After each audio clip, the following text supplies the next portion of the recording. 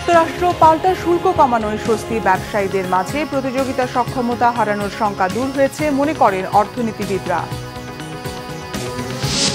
ইউক্রেনের সাথে যুদ্ধ বন্ধে মার্কিন উদ্যোগ নিয়ে বক্তব্যটি সাবেক রুশ প্রেসিডেন্ট মেদভেদেভের কড়া বার্তা ট্রাম্পের।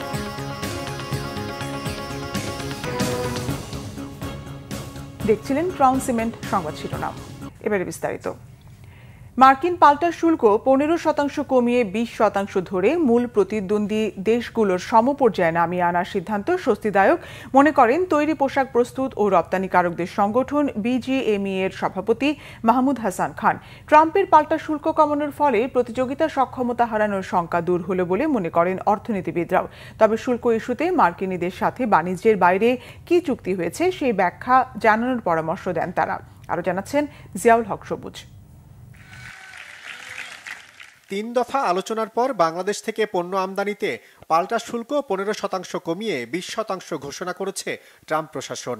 বৃহস্পতিবার নির্বাহী এক আদেশে পাকিস্তানের ওপর 19%, আফগানিস্তানকে 15%, ইন্দোনেশিয়ার ওপর 19% এবং ভারতের ওপর 25% পাল্টা শুল্ক বসায় ওয়াশিংটন। কয়েক দফা আলোচনার পর বাংলাদেশের ওপর বসানো পাল্টা শুল্ক কমার খবর বেশ ইতিবাচক হিসেবেই দেখছেন রপ্তানিকারকরা। আমাদের যারা প্রধান প্রতিদ্বন্দ্বী তাদের তুলনায় আমরা একটা সমান জায়গায় বা স্বস্তির জায়গায় আছি।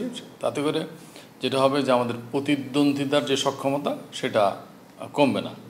তবে বিজনেস কিছুটা ইম্প্যাক্টেড হইতেই পারে, কারণ হচ্ছে এই যে নতুন করে 20% ট্যারিফ অ্যাড হলো, যারা এইসব আমাদের পোশাক কেনেন সেই জায়গায় থেকে যদি কোনো বায়ারের ওই 20% নতুন করে টাকা ইনজেক্ট করার যদি সক্ষমতা না থাকে কিছুটা হলো ইম্প্যাক্টেড হইতে পারে, বাট এটা আমাদের জন্য আপাতত স্বস্তিদায়ক।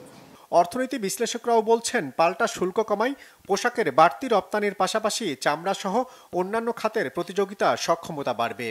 তো সামগ্রিকভাবে এখন পর্যন্ত যে অবস্থা তাতে আমরা সমধর্মী আমাদের যারা রপ্তানিকারক মার্কিন বাজারে তাদের প্রায় কাছাকাছি অবস্থায় রয়েছি এবং এটা আমাদের জন্য স্বস্তির। সেই হিসেবে আমাদের প্রতিযোগিতা সক্ষমতাতে হারানোর যে আশঙ্কাটি ছিল সেই আশঙ্কা অনেকাংশে আমরা উতরাতে পেরেছি।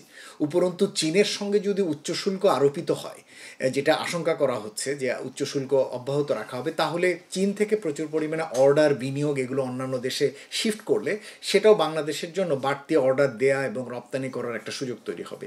বাণিজ্য সম্পর্ক থাকা অন্য দেশের সাথে ভারসাম্য রক্ষায় যুক্তরাষ্ট্রের সাথে হওয়া চুক্তির কূটনৈতিক ব্যাখ্যা থাকা প্রয়োজন বলে মনে করেন এই অর্থনীতিবিদ। বাণিজ্য উপদেষ্টার নেতৃত্বে যে নেগোসিয়েশনগুলো হয়েছে তাদেরকে আমরা ধন্যবাদ জানাতে পারি এই নেগোসিয়েশনের জন্য, কিন্তু আমরা পূর্ণাঙ্গ চুক্তিটি এখন পর্যন্ত পাইনি। আমি মনে করি যে প্রধান উপদেষ্টার দপ্তর থেকে পূর্ণাঙ্গ চুক্তিটি উন্মুক্ত করা দরকার, যে আসলে কি ধরনের বিষয় সেখানে রয়েছে। বাণিজ্য ঘাটতির কথা বলে গেল 2 এপ্রিল শতাধিক দেশের উপর উচ্চ হারে পাল্টা শুল্ক আরোপ করেন ট্রাম্প। প্রথমে 37% শুল্ক আরোপের সিদ্ধান্ত দিলেও 2 দফায় কমিয়ে 20% করেছে দেশটি। ফলে যুক্তরাষ্ট্রের রপ্তানিতে এখন থেকে আগের 15%-এর সাথে বাড়তি 20% যোগ করে মোট 35% শুল্ক গুনতে হবে বাংলাদেশকে। জিয়াউল হক সবুজ, বাংলা ভিশন, ঢাকা।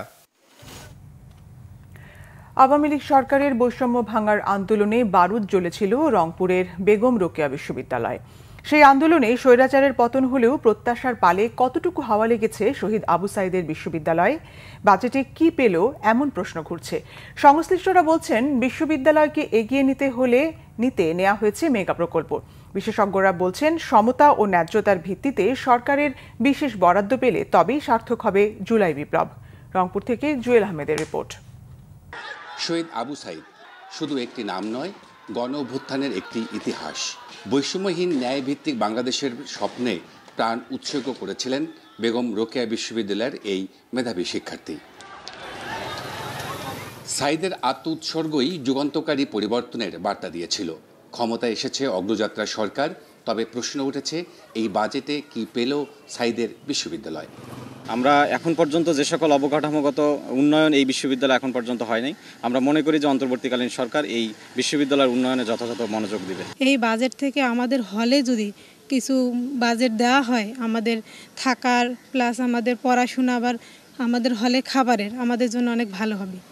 শুধু বিশ্ববিদ্যালয়ের শিক্ষার্থী নয়, সুশীল সমাজও জানতে চায় আহতদের চিকিৎসা, নিরাপত্তা এবং শিক্ষায় কেমন বরাদ্দ। ন্যায্য চাহিদা পূরণ না হলে শহীদের আত্মত্যাগ কি বৃথা যাবে? তবে সংশ্লিষ্টরা বলছেন বিশ্ববিদ্যালয়কে শিক্ষার বাতিঘর করতে নেওয়া হয়েছে বেশ কিছু উদ্যোগ।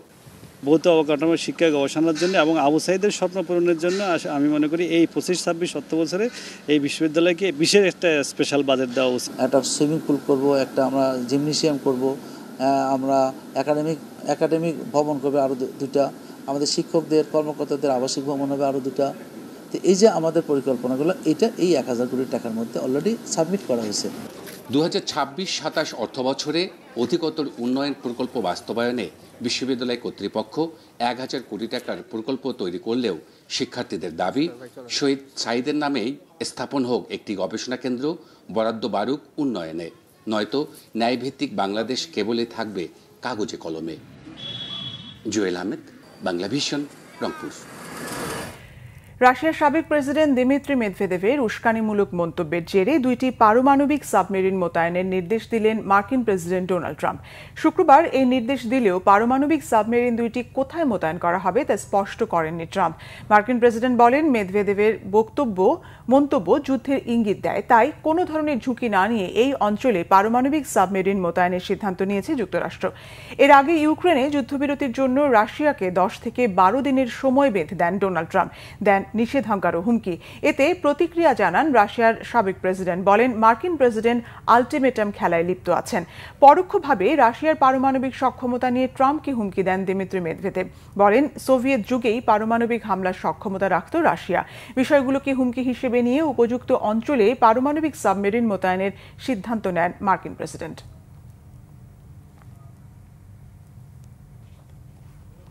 এই ছিল এখনকার মতো। পরের সংবাদ সকাল 11টায়। এছাড়া বাংলা ভিশন সংবাদ ও সংবাদ সংশ্লিষ্ট অনুষ্ঠান দেখতে ভিজিট করুন www.bvnews24.com ও facebook.com/banglavishannews এবং সাবস্ক্রাইব করুন youtube.com/banglavishannews। ধন্যবাদ।